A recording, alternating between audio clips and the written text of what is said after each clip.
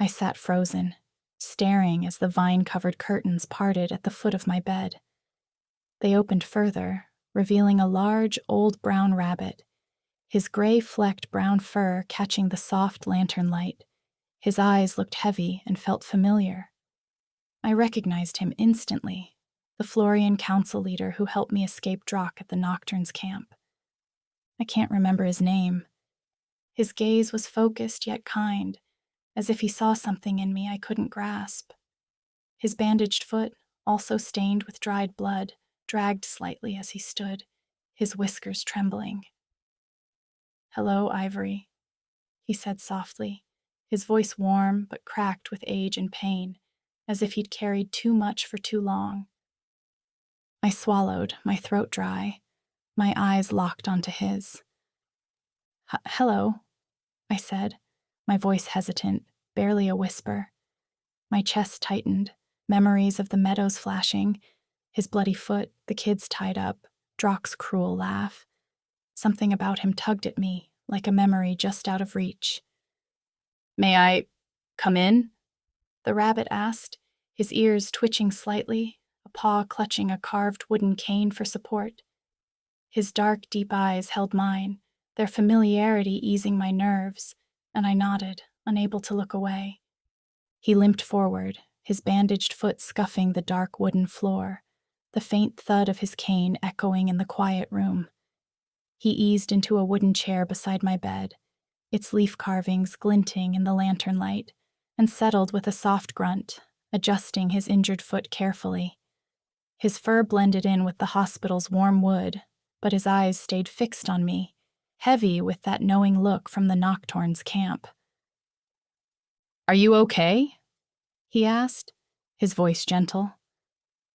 I frowned, slightly confused, my hands still clutching my hoodie over the bandage. "The doctors said those bandages wouldn't take long to heal," he added. I glanced down at my chest, realizing my fingers were gripping the fabric tightly, and let go. "Oh, yeah, I'm fine. Good, actually," I said, my voice steadier. "My injury, it's almost completely healed." I looked at him with concern. Where am I? How long have I been asleep?" The rabbit chuckled abruptly, catching me off guard. "You're in Erovia, Ivory, in a hospital on the main road of the village. The escape from the Nocturnes was successful, and you were brought here to heal."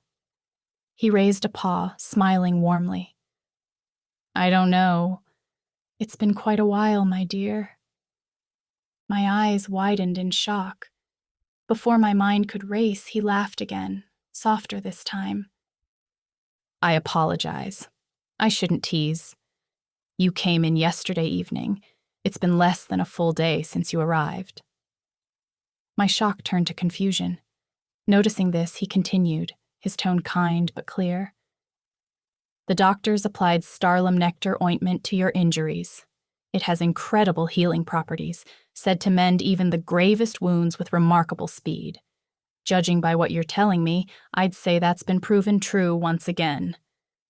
I touched the bandage above my heart, my fingers brushing the thick leaf through my hoodie, amazed at how I'd been out for only a day.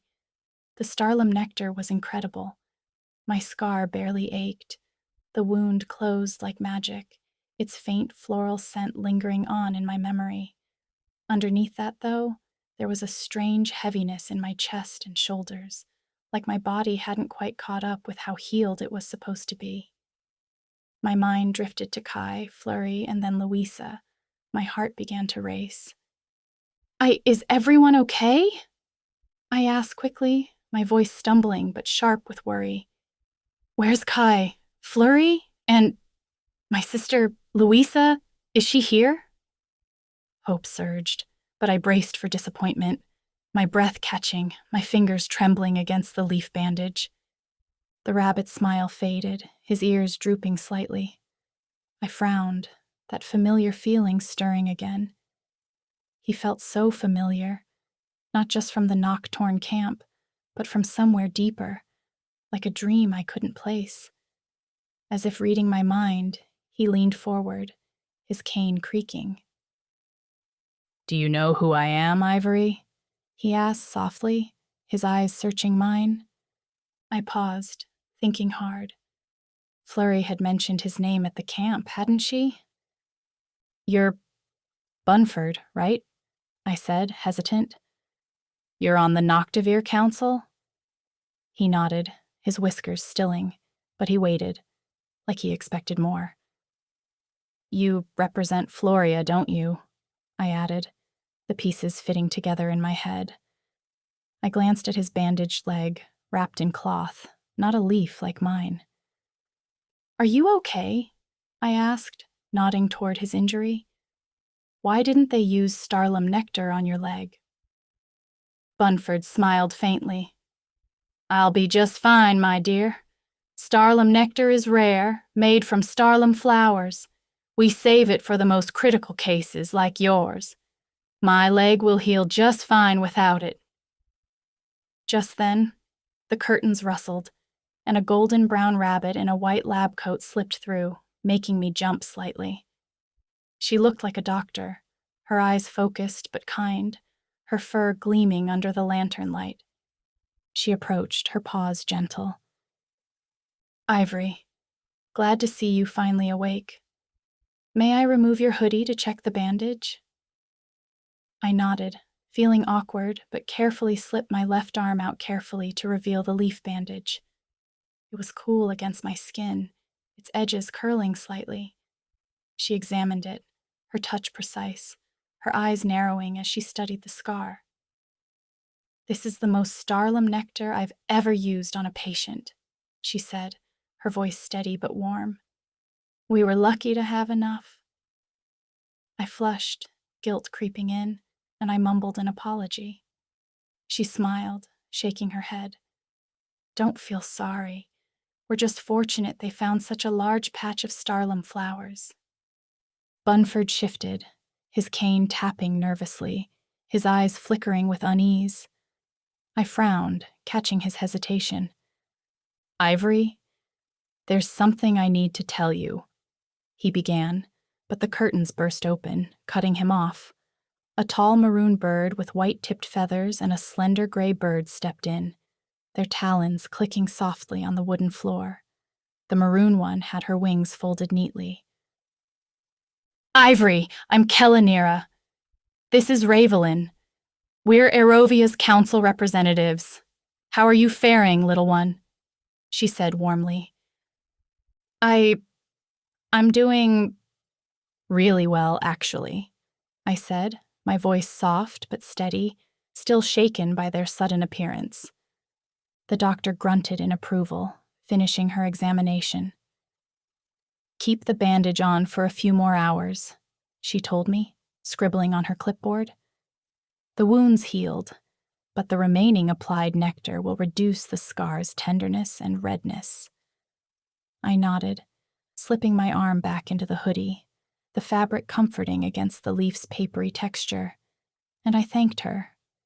She smiled, muttering to herself about the nectar's remarkable efficacy on human physiology, her scholarly words fading as she focused on her notes, her quill scratching softly. Kellanira glanced at Bunford. Have you told her yet? She asked, her voice low, her eyes sharp with concern. I froze, my heart thudding, a confused and concerned look crossing my face.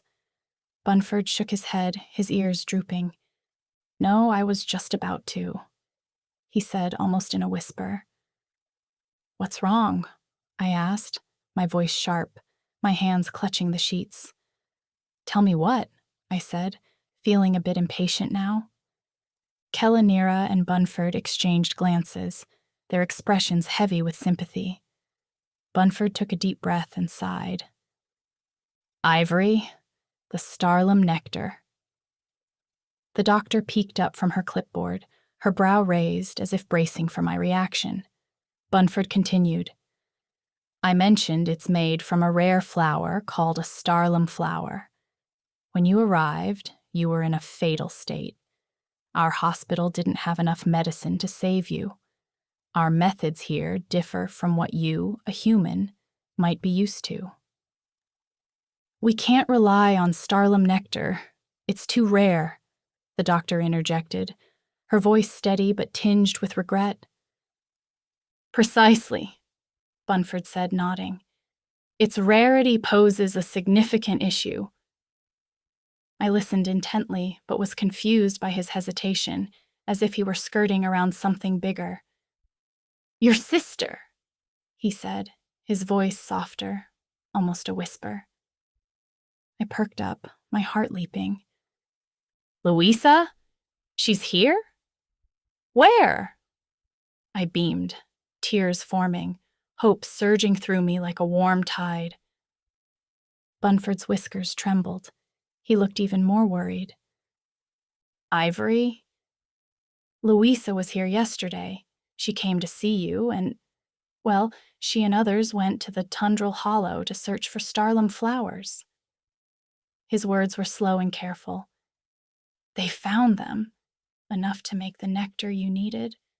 But while in the hollow, the Nocturnes had found their little search group. Your sister and another in their group, a Marshing, were captured by the Nocturnes.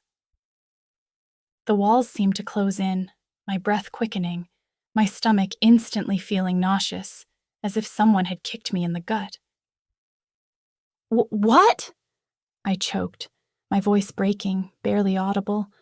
We need to save her. Drock will kill her. My hands gripped the sheet so tightly my knuckles whitened, my chest heaving, the void's hum echoing faintly in my mind, cold and mocking. The doctor stroked my arm gently, her touch steadying, but not enough to stop the panic. Ravelin looked down, her gray feathers ruffling, her face etched with sadness, while Kella Nira and Bunford watched me, their expressions soft with sympathy. Kella Nira cleared her throat as she took a step toward me, her dark feathers catching the light. Ivory, if it weren't for your sister's bravery and her friends, we wouldn't have the Starlum nectar. You wouldn't be alive right now. Louisa saved your life. I shook my head. Tears had spilled freely. I let out a sob. I snapped my head back and forth at each of them. Why did you let her go? I can't lose her. We need to save her. My voice had risen in desperation.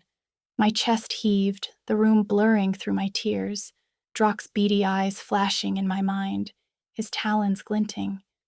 I pictured Louisa, scared and alone, and my stomach twisted, the nausea steadily rising. Kella Nira closed her eyes and nodded, her wings shifting slightly. The Tundral Hollow is home to the Nocturnes' keep. When the white hamster Florian returned with the Starlum flowers, she told us Louisa and their friend are being held there. We have little intel, based on her account and what we know about the keep.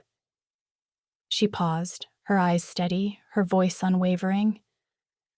The Elder has called a council meeting this morning, to occur shortly, to discuss this. The Elder has requested you join us. I calmed slightly, still panicky, but nodded. Oh, okay, I say, my voice still very shaky.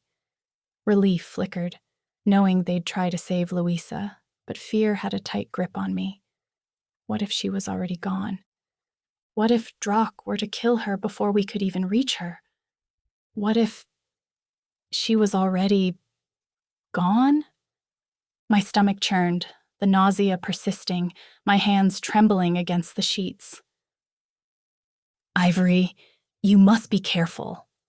The doctor chimed in, her voice tinged with concern.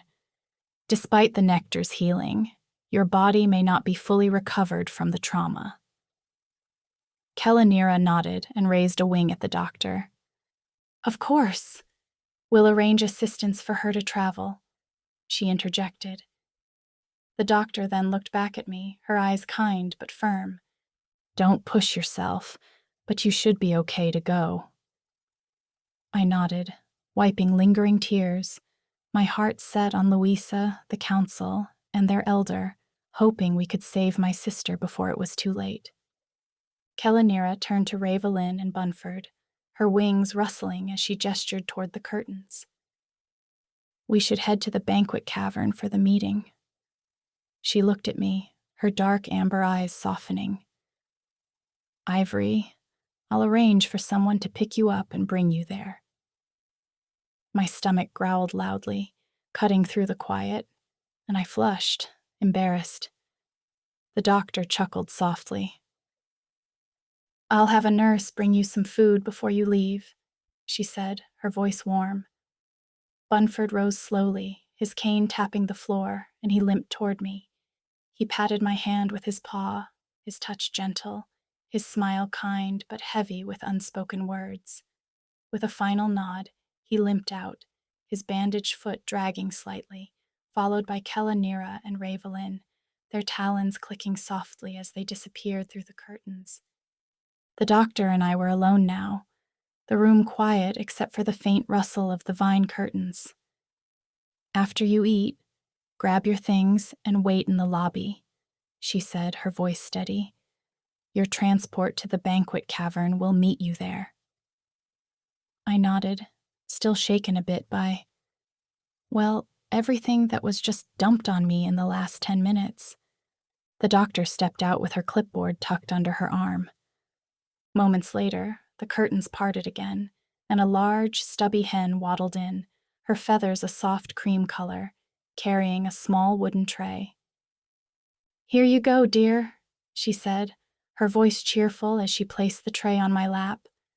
Something a bit more substantial than the nuts and berries you've likely been eating these past few days of travel, courtesy of Aerovia's fine folks. My stomach growled again, louder this time, and I managed a small smile. The tray held slices of warm, freshly baked bread, their crusts golden and fragrant, a small glass jar of golden honey, another with a creamy purple spread, and a large jar of glistening gold liquid that shimmered faintly in the lantern light. My mouth watered, the rich aroma of the bread mixing with the sweet scent of honey, nothing like the bland hospital food back home. I thanked the nurse, and she waddled out, her feathers ruffling as she vanished through the curtains. I devoured the food. The bread was soft and warm, the honey sweet with a floral tang, and the purple spread was tart and bursting with berry-like flavor. The golden liquid was cool, slightly fizzy, and tasted like fresh squeezed juice from a variety of fruits, calming me from the inside. My stomach settled and the nausea faded, but my thoughts lingered on Louisa, her laugh, her stubborn courage. When I swung my legs out of bed, the room tilted for a second, and I grabbed the mattress to steady myself. The weakness passed, leaving only a faint wobble in my knees. The smooth wooden floor beneath my feet felt cool to the touch, grounding me as I carefully stood. I crouched to grab my clothes and backpack from under the bed. The backpack's strap, torn by that knock-torn raccoon back at the camp, was tied together, turning it into a makeshift shoulder bag.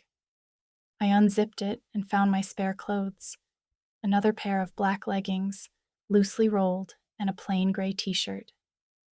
Careful not to bump the leaf bandage, I slipped out of my old, torn leggings and into the fresh pair, the fabric snug and clean against my skin. A faint and familiar smell, home, clung to the clothes, just barely noticeable over the earthy scent they'd picked up after Kai pulled my soaked backpack from the creek. I eased the gray shirt over my head, just wide enough not to scrape the bandage, then picked up my original dark shirt, ripped and stiff with dried blood where Drock's talon had torn through it.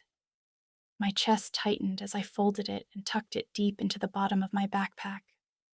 Finally, I pulled on my same black hoodie, the tear near the shoulder and faint bloodstains swallowed by the fabric's darkness. I eased it on slowly, careful not to tug the bandage. I slipped on my socks, then my scuffed black shoes, relieved to have them back on my feet. Slinging the bag over my shoulder, I adjusted it so it wouldn't press against my chest. The weight of it, slightly pulling against the hoodie and bandage underneath, felt like a quiet reminder of what Louisa did for me. I stepped through the curtains, leaving my hospital space, and entered a larger room, its smooth wooden walls glowing under vine-woven lanterns. The air was humid, thick with an herby scent, and a maroon carpet ran down the center, leading to a dark brown wooden elevator and a winding staircase. Large wooden beds, some draped with thick dark green vines, lined the walls, designed for noctavere animals of various sizes: rabbits, birds, even probably crocodiles and bears. Many were empty, but I noticed one that actually held a large bear, his fur all matted, seemingly uninjured but snoring loudly. He sneezed in his sleep and rolled onto his side, the bed creaking under his weight. At the far end, 4 smaller beds fit in a space like mine. 3 were empty, but one held a softly snoring white hamster, her red scarf tangled around her almost like a messy blanket. My heart leapt. Flurry. I ran to her bedside, my shoes soft on the carpet, ready to wake her, but stopped.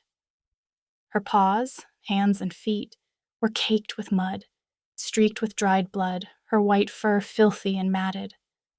What happened to her? My chest tightened, worry flooding me. "She'll be okay," a soft voice said behind me. I turned to see the doctor, smiling softly, her nose in her clipboard. She's my friend," I said, my voice trembling. What happened? The doctor's eyes softened. "She's the one who delivered the Starlam flowers," she said as she looked up and stared at my friend's asleep and softly quivering body. She, Louisa, and a crocodile went to the tundral hollow. While the crocodile and Louisa were captured, Flurry made it back in time to make the nectar that healed you. She carried a larger load than she's used to, 3 stuffed foraging bags of flowers. She was confronted by nocturnes, but escaped. No major injuries, just sore, exhausted paws. She held a small, nearly empty container of blue ointment, like the stuff on my scar. "We didn't use every drop for you, so I'm applying the last of it on her." I watched as she rubbed it carefully on Flurry's 4 tiny paws. Flurry flinched but stayed asleep, her squeaky snores unbroken. I swallowed, the realization dawning in my mind. The crocodile, was it Kai? I asked, my voice anxious and my heart pounding. The doctor shrugged. "I'm not sure," she replied. My worry surged. Kai and Louisa, trapped together, but a flicker of hope stirred. Kai was strong. Maybe he'd keep her safe until we could rescue them. I looked back at Flurry, her filthy fur glowing ever so faintly under the nectar's shimmer. "Will she wake up soon?" I asked, and the doctor sighed. "I'm not sure, but she needs the rest.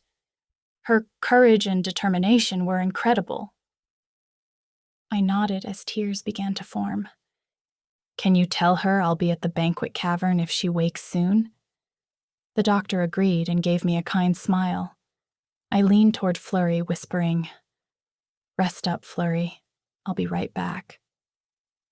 My eyes flicked to my shoulder, then back to her, tears spilling. "Thank you so much for everything," I said, my voice cracking, her soft snores the only reply. In the hospital lobby, I sat alone on a wooden chair near the glass double doors. The room was cozy, its smooth bark walls and lantern light warm and homey, nothing like the sterile air of St. Joseph's back home.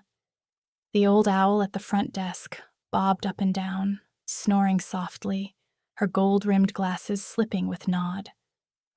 My thoughts spiraled to Louisa, to Drock's cruel laugh, his talons gleaming from firelight. What if he hurt her? What if I lost her too, like Mom? My chest tightened as the void's hum felt faint but persistent in my mind. The doors opened, snapping me out of my thoughts, and Ravelin appeared with a soft smile on her face. "Hello again, Ivory," she said gently. I stood, my backpack heavy on my shoulder. "Are you ready to go?" she asked. I nodded. My throat felt tight. She led me outside, where a large wooden bench stood, fitted with curved arches that formed a frame above it, like a gondola lift. Beside it towered a massive bird, bigger than Drock, with white feathers tipped with black and a golden beak curving slightly downward. My stomach twisted with a flicker of anxiety, but Ravelin's calm presence steadied me. "This is Pabi," she said, gesturing to the bird. "He'll give us a lift to the banquet cavern." She pointed up the main road, where the base of the mountain loomed, its rocky face dotted with caves. One, larger than the rest, glowed with dim light just above the mountain's base. The banquet cavern, I guessed. I glanced around, seeing Arovia for the first time. Enormous trees, their trunks wide as houses, rose into a canopy that shaded the village, sunlight peeking through in golden slants. Homes and shops were carved into tree bases or wedged between them, some perched high in the branches, connected by rope bridges swaying gently. Market stalls clustered along the main dirt paths, their awnings bright against the dark bark, animals weaving between them with baskets and satchels. It was a tree city, sprawling and alive, stretching miles in every direction. The late morning light filtered through the leaves, casting dappled shadows, and the air smelled of pine and baked goods. "Hey there, kid!" Pabi's voice boomed, cheerful and infectious, his golden beak glinting in the city's specks of sunlight. "The council asked me to transport you, and there ain't no better tross for the job." His enthusiasm made me smile, easing my nerves a little. Pabi showed me how to climb onto the bench, and I settled in, Ravelin joining me. He lowered a sturdy arch, a safety bar, like on a ski lift, securing us. The other arch had a metal-reinforced hoop, which Pabi gripped with his talons. With a powerful flap of his massive wings, he leapt, lifting us into the air. My breath caught as we soared over treetop homes and swaying bridges just below the leafy canopy. Pabi's wingspan was enormous, almost like a bridge itself, and for a fleeting moment, I imagined him towering over Drock, making the eagle feel small. But Louisa and Kai flooded my mind, the worry rushing back, my hands tightening on the bar. The lift swayed gently with Pabi's movements, like a theme park ride, and after a few minutes, we descended toward the banquet cavern's massive entrance, big enough for any creature twice Pabi's size. We landed on the mountainside's incline, the main road and Arovia's gates visible below, their paths snaking deeper into the village. Ravelin thanked Pabi, who grinned, reciting, "AOA, Albatross over Arovia, always at your service." Before soaring off, the lift clutched in his talons. Ravelin gestured for me to follow, and we entered the cavern, its dim glow brightening as we turned a corner. The space opened into a massive room, as tall as a 3-story building, lit by chandeliers bolted to the rocky ceiling, their lanterns casting warm light across dozens of long tables and hundreds of chairs, all empty. I frowned, confused, and looked at Ravelin. "Where is everyone?" I asked. She smiled, her feathers rustling as she gestured to the enormous room. "This cavern hosts town halls and banquets. Council meetings are held in a smaller private room above, near the elders' quarters." She pointed to the far side, where carved stone stairs and wooden railings led to a wide ledge with 2 doors. We climbed the stairs, my boots echoing on the stone, and Ravelin opened the first door, motioning me inside. "Watch your step," she said. A commotion of voices spilled out, animals talking over each other. I stepped down 2 short stone steps into a large room, about the size of the hospital floor I woke up in, and suddenly a voice cut through. "Kellanira's." "Ah, welcome, Ivory," she said, the chatter stopping abruptly. Kellanira stood at the head of a large rectangular table in the room's center, her maroon feathers gleaming as she turned, her back to the entrance. With one wing extended, she motioned for me to sit beside her. The room's stone floor was almost entirely covered by a dark blue carpet sprawling beneath the table, chairs and shelves lining the walls, which were packed with books and scrolls. A faded map of Noctavir hung prominently behind the opposite end of the table as Kelanira, its edges worn, showing forests, meadows, and mountains. A handful of animals sat around the table, their eyes on me, some curious, some wary, a few intense. My hands trembled, and Ravelin guided me to the seat beside Kelanira, her touch steadying. "We were just about to begin," Kelanira said, smiling warmly. Ravelin asked if the elder was joining, and Kelanira nodded. "She'll be here momentarily." I glanced around, the animals resuming their conversations. A dark brown hamster with white spots and glasses slammed his tiny paw on the table, his voice sharp. "We cannot risk any more Florians. They've been through enough." A few heads turned briefly at his outburst. On the map behind him, a section labeled Floria was circled with tiny ink marks, like someone had circled it again and again. I caught snippets of his words, too quiet to hear fully, but his frustration was clear. My thoughts drifted to Flurry, her muddy paws, her courage to save me. Guilt twisted in my chest. Kids, families, all captured because of humans like me and Louisa. A tall, dark green crocodile sat across the table, his face buried in his hands, while a smaller lizard beside him patted his back, her voice soft. "It's okay. I know. It's overwhelming." The crocodile's shoulders trembled.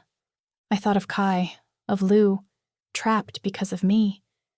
Tears welled up, my breathing quickening, the voices around the table blending into a chaotic buzz.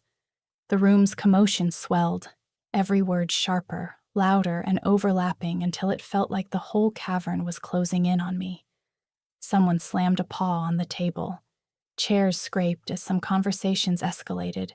Wings rustled. A dozen voices discussed or argued at once. But the louder the room became, the quieter it felt inside my head. My focus tunneled. I saw Drock's talons flash. I heard the kids' screams. The void's low hum pulsed in my ears, steady, cold, eerily familiar, pulling at me like invisible fingers wrapping around my rib cage. It felt like gravity had doubled, pinning me to my chair. I was the reason they were in danger. The reason Flurry was hurt. The reason Kai and Louisa were captured. The reason the Nocturnes are capturing, hurting, and attacking. My hands gripped the table's smooth, dark brown wood, the polished surface cool under my fingers, but even that small anchor slipped. The voices blurred to a distant drone, drowning under my rising panic. It built and built and built, tightening my chest, and my breath stuttered as the room dimmed around the edges. And then a gentle touch rested on my shoulder. It cut through the commotion, my spiraling thoughts, everything, like a warm light. I inhaled sharply as the room snapped back into focus. Kelanira stood beside me, but she wasn't the one touching me. Her eyes were fixed behind us. "Ah, good morning. Glad to have you join us, Elder," she said, her voice warm. It wasn't her wing on my shoulder. It was a hand. A human hand.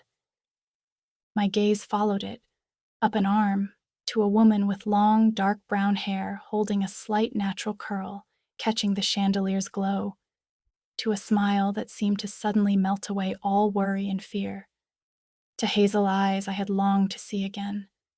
They glistened as they met mine. "Hey, my little baby girl," she said, as she gently brushed my cheek with the back of her soft, warm hand. "Mom," I whispered,